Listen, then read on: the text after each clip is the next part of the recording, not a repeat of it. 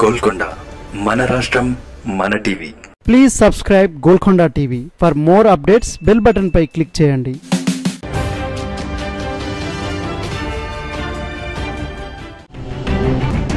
తెలంగాణలో ఆసక్తికర రాజకీయాలు చోటు చేసుకుంటున్నాయి. తాజాగా ఈటెల రాజేందర్ కాంగ్రెస్ పార్టీని టార్గెట్ చేసి తీవ్ర వ్యాఖ్యలు చేయటం, కాంగ్రెస్కు ఓటేస్తే అధికారంలోకి వచ్చేది కేసీఆర్ అని ప్రకటించడం రాజకీయ వర్గాలలో ఆసక్తికర చర్చకు కారణమైంది.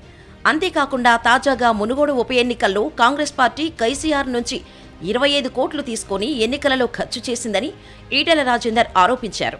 ఈ ఆరోపణలపై స్పందించిన రేవంత్ రెడ్డి ఈటెల రాజేందర్కు ఛాలెంజ్ చేయడంతో ప్రస్తుతం తెలంగాణలో రాజకీయాలు రసవత్తరంగా మారాయి.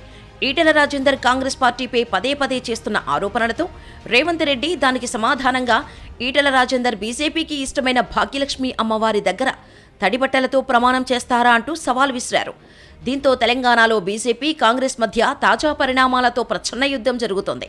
దీంతో బీఆర్ఎస్ను పక్కకు నెట్టేసి రెండు పార్టీలు ఈ విషయాన్ని హైలైట్ చేసుకోవడమే కావాలని ఉద్దేశపూర్వకంగా చేస్తున్నట్టు చర్చ జరుగుతోంది. తెలంగాణ రాజకీయాలలోకి బీఆర్ఎస్ పేరు రాకుండా బీజేపీ కాంగ్రెస్ వ్యూహాత్మకంగానే కొత్త విషయాన్ని తెరమీదకు తీసుకువచ్చి రాజకీయాలను మారుస్తున్నారని చర్చ కూడా జరుగుతుంది.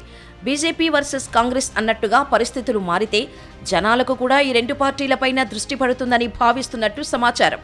అందుకే మునుగోడు ఉప ఎన్నిక ఎప్పుడో జరిగితే ఇప్పుడు ఆ విషయం మీద ఆరోపణలు చేసుకుంటూ ఈ రెండు పార్టీలు యుద్ధం మొదలుపెట్టాయి. ఇదిలా ఉంటే తెలంగాణ రాష్ట్రంలో బీజేపీ, బీఆర్ఎస్, కాంగ్రెస్ పార్టీల మధ్య త్రిముఖ పోరు నడుస్తోంది. అయితే దానిని ద్విముఖ పోటీ చేయాలని, బీఆర్ఎస్కు ప్రత్యామ్నాయంగా తామే ఉండాలని, కాంగ్రెస్ బీఆర్ఎస్కు ప్రత్యామ్నాయంగా తామే ఉండాలని బీజేపీ నాయకులు ప్రయత్నం చేస్తున్నారు. త్రిముఖ పోరు ఉంటేనే తమకు కలిసొస్తుందని బీఆర్ఎస్ భావిస్తోంది. కానీ రెండు పార్టీలు కలిసి బీఆర్ఎస్ను టార్గెట్ చేయాల్సిన చోట ఒకరినొకరు టార్గెట్ చేసుకోవటం వెనుక మతలబు ఖచ్చితంగా ఉంటుందని, లేకుంటే ఈటెల రాజేందర్ ఇప్పుడు ఇటువంటి ఆరోపణలు చెయ్యరు అనే చర్చ జరుగుతోంది. అసలు ఊహించని రాజకీయ పరిణామాలతో బీఆర్ఎస్ నేతలు ఏం జరుగుతుంది అన్న టెన్షన్లో ఉన్నారు.